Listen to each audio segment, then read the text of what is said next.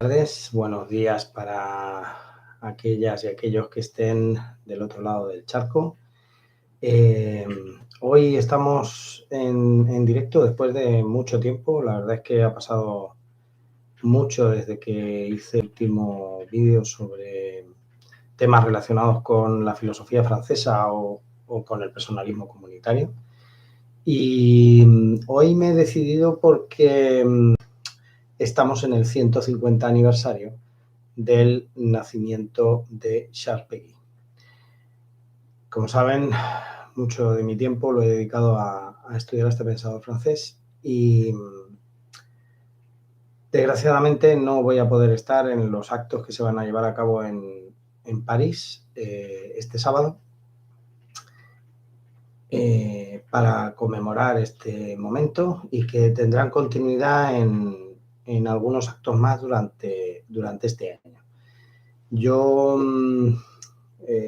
pretendo hacer algunos vídeos más relacionados con Péguy, con Mounier y con el resto del personalismo comunitario, porque creo que sería un buen momento, ya que aparte de este momento especial de los 150 años, además tenemos el que hace apenas 3 meses se conmemoraban los 80 años del nacimiento de Esprit, de la revista Esprit, que fundará Emmanuel Mounier, y que tiene mucha relación con Péguy, aunque es posterior a su muerte, pero uno de los pensadores que más estudió y se influenció del pensamiento de Péguy es precisamente Emmanuel Mounier.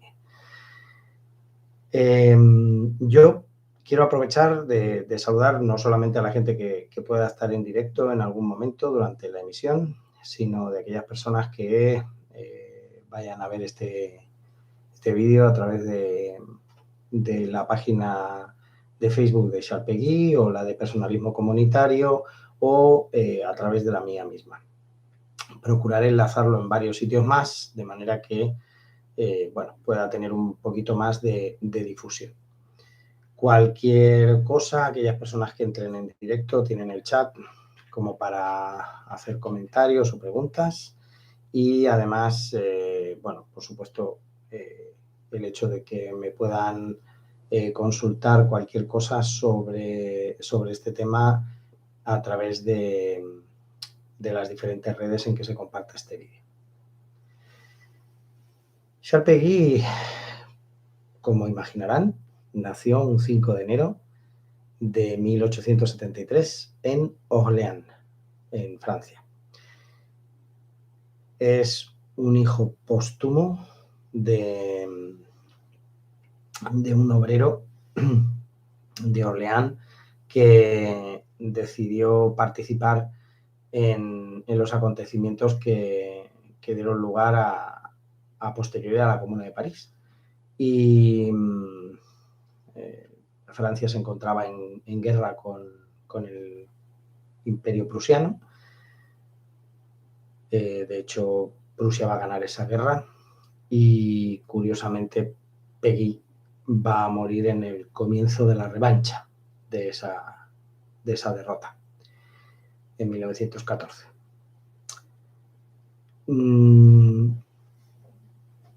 Pocos, probablemente, incluso menos aún de los que ya de por sí conozcan la figura de este pensador, probablemente conocen algo sobre sus primeros momentos, sus primeras épocas. Péguy comienza a ser conocido por su gran obra, que son Le Cahiers de la Quincena, que es una revista quincenal, como dice su propio nombre, que va a publicar a partir de 1901. El hecho de que todo ese tiempo anterior, que aunque no es mucho, ya que era joven y murió joven también, no tenga demasiada difusión, probablemente es una de las razones por las cuales finalmente es un pensador también poco conocido, o sea, poco reconocido, perdón, y poco situado o mal situado, ¿no? en lo que son las diferentes escuelas de pensamiento. Peggy va a nacer en un entorno familiar, aunque el padre es republicano y, como digo, defensor de la Francia, si no la tradicional, sí la que se plantea como avance de la República en la idea de la comuna.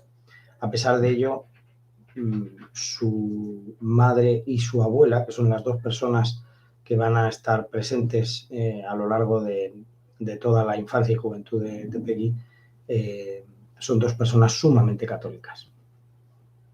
Y en ese momento en Francia el catolicismo representa la parte más conservadora de las ideas políticas y sociales.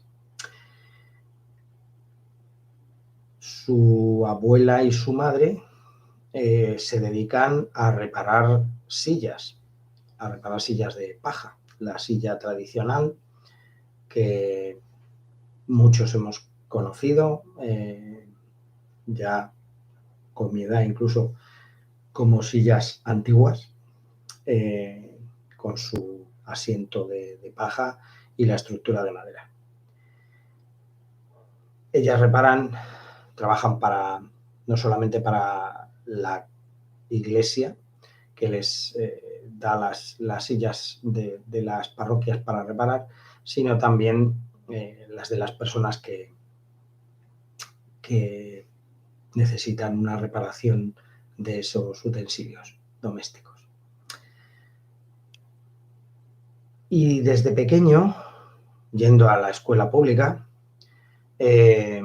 va a recibir la formación religiosa, aparte de en casa, en la parroquia de Saint-Aignan, que es la que está prácticamente enfrente de su casa, apenas a 2 manzanas, en las riberas del río y en los márgenes, en las afueras de lo que entonces es Orleans. En la infancia de Peggy van a pesar mucho estas circunstancias, trabajo de su madre y su abuela, esta forma de vivir la fe, que es una forma muy básica de vivir la fe, pero va a ser la formación que va a recibir y nunca va a ir contra ella, nunca va a rechazar esta formación.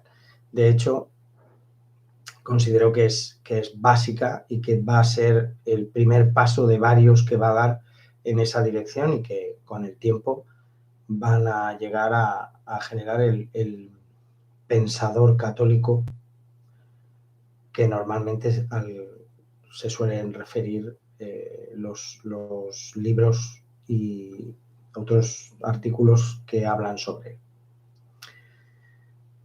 En sus primeros años de escuela va a tener una formación de escuela pública, como decía, y va a llegar a la educación media con una formación bastante buena que le llevará a tener beca, cosa que le va a permitir estudiar sin trabajar, cosa que no era muy habitual para la gente de su nivel social, de su estatus social.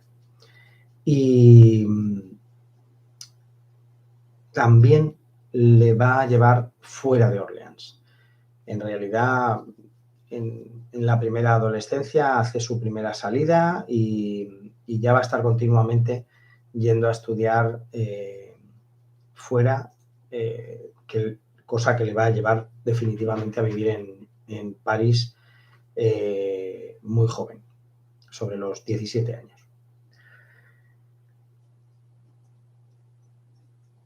Es en ese momento cuando Peggy empieza a escribir. De momento no se trata de poesía, cosa que va a ser una de sus formas más habituales de escritura, sino que va a escribir en un formato que en aquel momento era bastante asiduo, ya que va a intentar referir sus primeros pensamientos a través de formatos dialogados, en formato utopía, además, muy parecido al sistema que pudo utilizar Tomás Moro y muchos de los pensadores franceses a lo largo del siglo XIX. Va a tener muchas y muy variadas lecturas, se va a aproximar muy joven al movimiento socialista. No existe aún el Partido Socialista como movimiento unificado y mucho menos el comunista, pero su línea de pensamiento se va a situar desde el principio en un socialismo revolucionario, un socialismo utópico, que le va a relacionar más con movimientos anarquistas que los propiamente marxistas, aunque sus primeras lecturas de Marx van a ser en esa época. Estamos hablando de la década de los 80, 1888-90.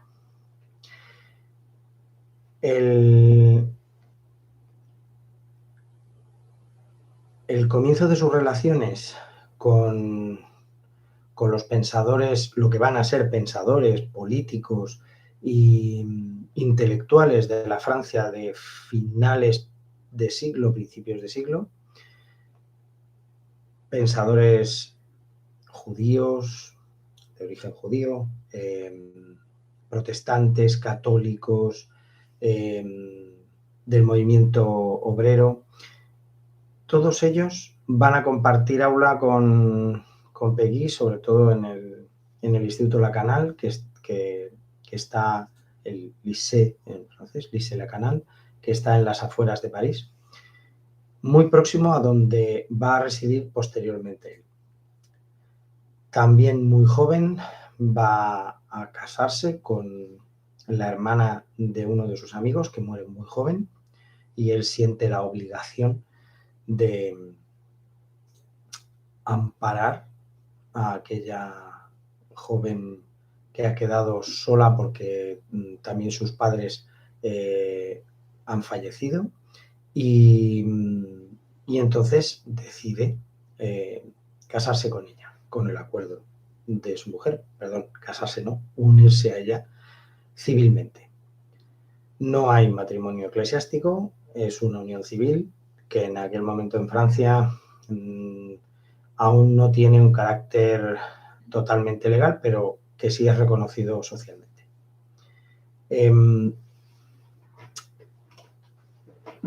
Es importante el hecho de que Péguy se case, digamos, con una mujer atea, republicana, y que comparte su forma de pensar, que va a llevar en principio, a una relación sobre todo de amistad, en principio. Como pueden entender, no había prácticamente conocimiento entre ellos y tampoco se puede pensar que había un enamoramiento previo.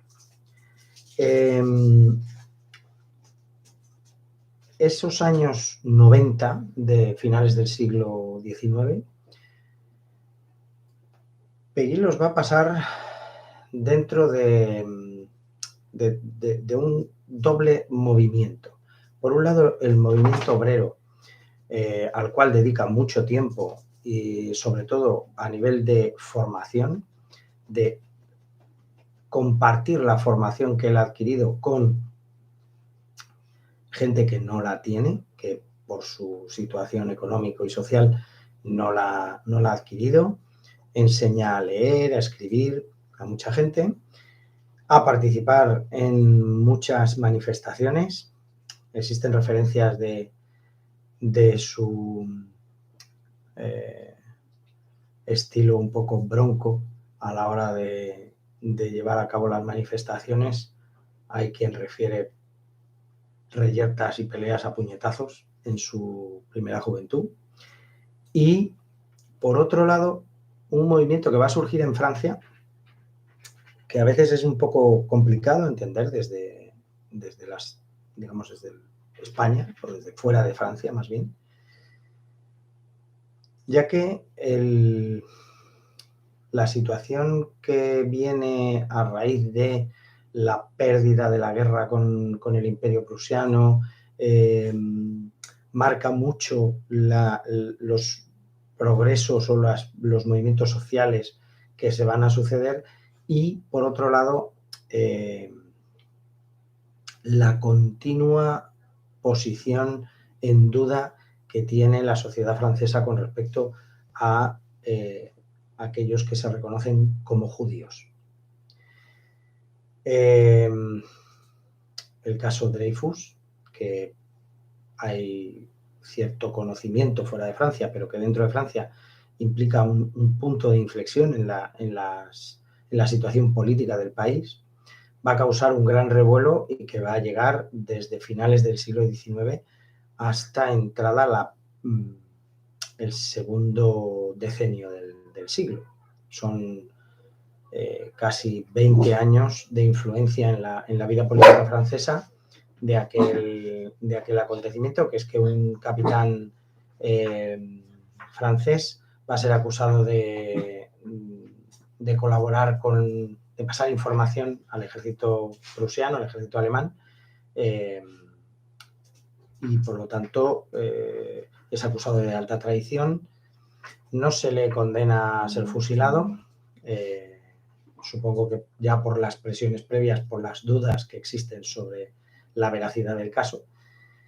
Y lo que pasa es que se le manda al exilio. El exilio en aquella época significaba ir a las Indias occidentales, a las colonias que tenía y que aún sigue teniendo Francia en ultramar, en la zona del Caribe y de Atlántico. Depende de las circunstancias, eran unos u otros penales.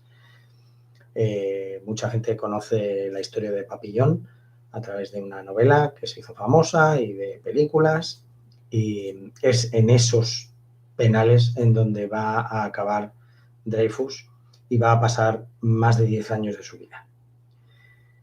Injustamente, como se reconoció posteriormente. Pero el caso Dreyfus va a generar un movimiento social que trasciende los partidos y las ideologías, y Peggy va a estar muy implicado. De hecho, es una de las primeras personas que escribe a favor de Dreyfus, se sitúa a favor de Dreyfus, muy poco después de que Émile Zola publicara el J'accuse, que le hizo famoso en el mundo entero, aparte de sus novelas,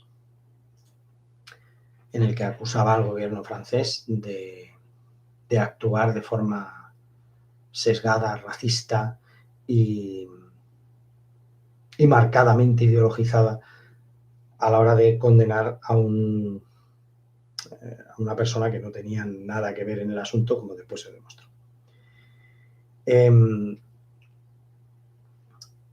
Peggy va a unir su pensamiento socialista a esta forma de entender el dreyfusismo como reacción a las actitudes de un gobierno, sea cual sea su sentido político, ya que esto le va a enfrentar con sus compañeros socialistas, ya que muchos de ellos se mostraron a favor de lo que se había hecho con este capitán.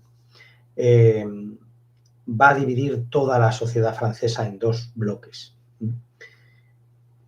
Y esto va a ser fundamental porque va a fraguar una serie de amistades que con el tiempo se van a convertir en sus mejores valedores, pero también de una clase artística, intelectual, que va a reconocer en Peggy a alguien comprometido con causas y con temas sociales, y que va a servirle de apoyo para que en 1901 pueda lanzar Le Cahiers de la Quincena. Los participantes durante esos 14 años prácticamente de vida que tuvo la revista bajo su dirección, que posteriormente tuvo apenas un par de números o 3 que salieron bajo la dirección de uno de su hijo mayor, con posterioridad al final de la Primera Guerra Mundial, pero que no tuvieron realmente trascendencia. Esos 14 años fueron de una intensidad enorme. Estamos hablando de algunos números de la revista que tenían 600 páginas. Hablamos de quincenal, ¿vale? No solamente, bueno, aparte de que Peggy publicaba muchas de sus cosas, no todas, ahí, muchos autores teatrales, poetas, novelistas, políticos, teólogos, sociólogos de la época publicaron, antes de ser conocidos incluso en los medios intelectuales, publicaron sus artículos y sus obras en los Cahiers de la Quincena. Romain Rolland, por ejemplo, ¿no? que sería premio Nobel. Hay una gran cantidad de personas y de refugiados que va a haber posteriormente, sobre todo a partir de 1905. 1902, 1905 empiezan a llegar refugiados a Francia de muchos orígenes. Estamos hablando de personas que provienen de las matanzas de armenios, de Indochina, del norte de África. Mucho de lo que se está moviendo en la Francia colonial y en la Europa preguerra, llamemos, por la situación que existe desde 1905 con la guerra ruso-japonesa y la situación en Armenia entre Turquía y Rusia, la revolución rusa como germen final, aunque eso no llegó a vivirlo Peggy, pero todo ello va a hacer que muchos refugiados lleguen a Francia, refugiados de Centro Europa, que encuentran la inestabilidad del final del Imperio Otomano y de las circunstancias que suceden en la reestructuración que se está empezando a dar en el Imperio Austrohúngaro y en Prusia. Todo ello genera el hecho de que Francia se convierta en un país receptor de muchos de estos ciudadanos y que esa gente empiece a escribir en Le Cahiers de la Quincena, o bien sean objeto, tanto ellos como o sea, sus obras como las situaciones de esos países sean objeto de artículos en la revista. Como he dicho, Peggy va a ser considerado un pensador católico. Efectivamente, se le puede situar como un pensador cristiano. Es un matiz que Hans Urs von Balthasar dejó muy claro. Hay veces que ese matiz se pierde entre católico y cristiano. El hecho del cristianismo es algo mucho más general, ¿no?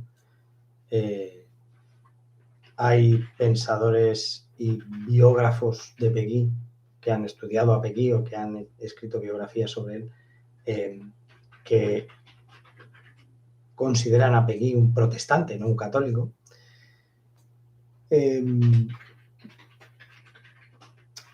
Pero, digamos, partiendo de lo que él mismo confesara, sí se refirió a su catolicismo, pero un catolicismo a las puertas, o posh, palabra que va a ser muy utilizada en sus obras. El pórtico a varias obras que tienen que ver con la imagen de María, de Juana de Arco, de Clío, sobre todo las que tienen que ver con María y todos los personajes cristianos tienen la mención a al pórtico, igual que cuando habla de las virtudes, porque él se sitúa a las puertas en ese sentido físico y religioso, de fe, a las puertas de esa iglesia, no esa misma iglesia que lo rechaza en un principio, bueno, en un principio y en un final, hasta después de su muerte, que es el momento en que por fin deja de ser rechazado. No, su característica de fe a las puertas, un catolicismo que no consiguió que Peggy pueda ser partícipe de la Iglesia Católica. Fundamentalmente porque su matrimonio civil, llamémosle así, y sus hijos no bautizados se van a convertir en una barrera que le va a impedir entrar, digamos, a formar parte de la Iglesia, que se le considere como tal, porque, bueno, así se lo exigieron aquellos que intentaron que él diera ese paso definitivo, ya que se le exigía que su mujer se bautizara, que no lo estaba, que sus hijos se bautizaran, que no lo estaban, y que formalizara su matrimonio como eclesiástico. Él no estaba dispuesto, sobre todo y fundamentalmente porque su mujer no lo estaba. Y él entendía que este proceso era un proceso personal, no familiar.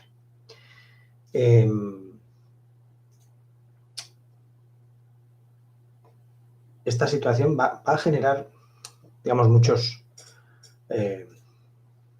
problemas en su vida, porque no va a entender esa tirantez continua.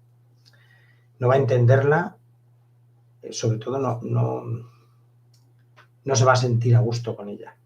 Comprenderla ideológicamente la comprende, porque una de sus mayores críticas a la Iglesia es la clericalización que sufre, que no solo sufre la Iglesia Católica, que también la sufre el Estado. Su otro enemigo, llamémosle así. La vida de Peggy, sobre todo del Peggy que va de 1909 hasta su fallecimiento, va a ser de esta continua confrontación de reconocerse católico pero no poder practicar en comunidad, cosa que para un católico, para un cristiano, es fundamental. Entonces, siempre va a sentir esa cojera continua, ¿no? Ideológicamente, como digo, va a seguir considerándose, podría decirse, un anarquista. Ya en 1902 lo deja bastante claro, ¿vale? Sus posicionamientos políticos se han alejado definitivamente del socialismo que él en el que estuvo implicado y que quiso formar parte de la creación del Partido Socialista francés, que primero se llamó Unificado por aquello de unificar todas aquellas secciones y pequeños partidillos que existían y que formaron un solo bloque en el año 1899, en el Congreso de Unificación, del cual Peggy fue expulsado. En aquel momento se consideraba periodista y actuaba como tal. Y bueno, le fueron retiradas las credenciales para participar allí por sus críticas a su amigo Jaurès, que va a terminar siendo presidente del partido y político eminente de la Francia del primer cuarto de siglo. Van a continuar manteniendo su amistad, sus largos paseos, desde donde, digamos, estaba la tienda de los Calles de la Quinssaint, justo enfrente de la Puerta de la Sorbona, hasta la imprenta, que llevaba varias horas de caminata, y Jaurès y Peggy van a hacer ese camino durante mucho tiempo juntos, debatiendo sobre los posicionamientos de ambos. Pero Peggy va a hablar del anarquismo político. Habría que tener mucho tiempo para hablar de esto. Es una de mis intenciones, hablar sobre este tema en concreto, en algún vídeo en particular, ya que hay un pequeño texto en las catacumbas de las obras completas, porque es un texto que figura prácticamente en las notas de las obras completas, y es el texto de unas conferencias, de 3 conferencias que impartió Peggy en 1902, y que son muy importantes para situar su pensamiento político, no solamente de ahí, sino hasta el final de su vida. Hay un par de obras más también muy importantes, como De la razón y Sobre el dinero, algún textito más corto, también muy relevantes, que me gustaría tocar juntos en un solo momento.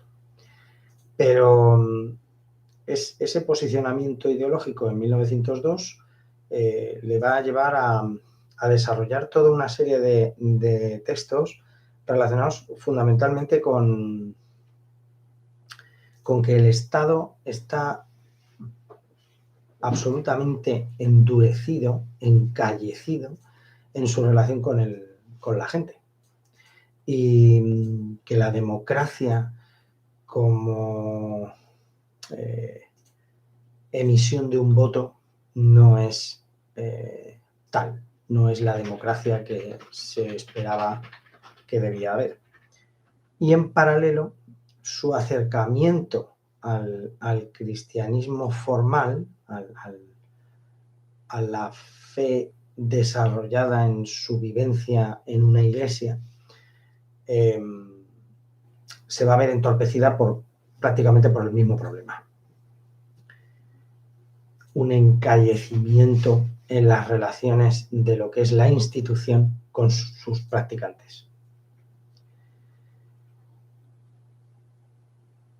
Esto va a llevar a textos muy controvertidos porque parecen de un catolicismo a veces calificado de rancio, y por otro lado, textos de pensamiento sociopolítico, sociológico incluso, que no parecen guardar relación. Y es que es difícil comprender que el proceso que desde el catolicismo se ha querido presentar, de un proceso de conversión para explicar este Peggy socialista y luego el Peggy católico, que durante mucho tiempo fue imposible de casar, no se podía ser ambas cosas. Este mismo problema lo va a tener Mounier después, porque aún